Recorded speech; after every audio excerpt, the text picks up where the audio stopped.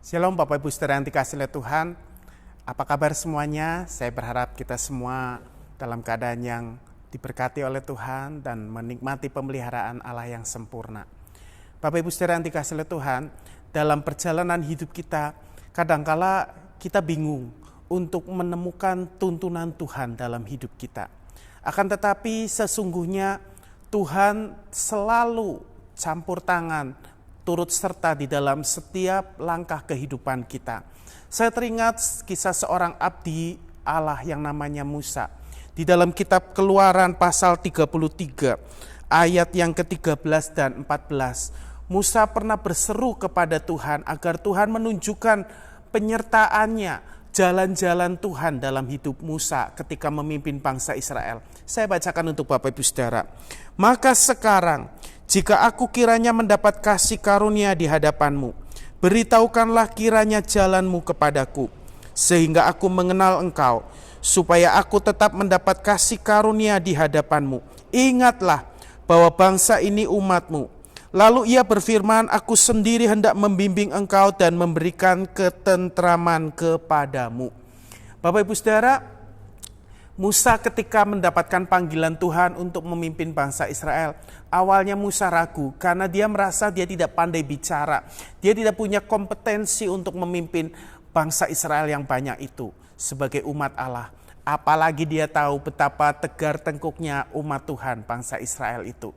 Tetapi ketika Tuhan mengutus Musa, Tuhan memberikan otoritas, memberikan perlengkapan kepada Musa. Namun di dalam perjalanan kepemimpinan Musa, ada saatnya Musa bimbang jalan mana yang harus dia pilih. Bagaimana dia harus mengikuti petunjuk Tuhan itu. Itu sebabnya muncul pernyataan Musa di ayat 13 tadi. Maka sekarang, jika aku kiranya mendapat kasih karunia di hadapanmu, beritahukanlah kiranya jalanmu. Musa tahu Tuhan mau menunjukkan kasih karunia dalam hidupnya. Tetapi kadang dia ragu. Makanya dia bilang, Tuhan beritahukanlah jalanmu. Sehingga aku mengenal engkau, mengenal jalanmu, dan tetap menikmati kasih karuniamu. Karena bangsa ini adalah umatmu. Dia bukan berfokus kepada dirinya, tapi fokusnya kepada umat Allah. Demi umat Allah itu mendapatkan tempat perhentian yang sejati di dalam Tuhan.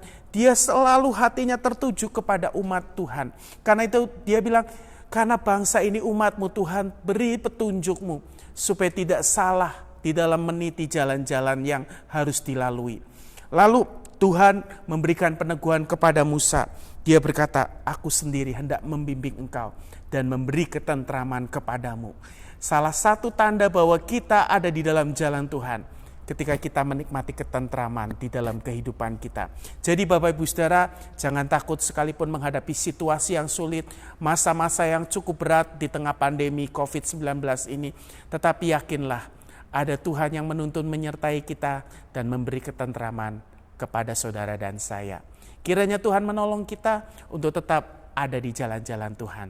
Tuhan memberkati kita sekalian.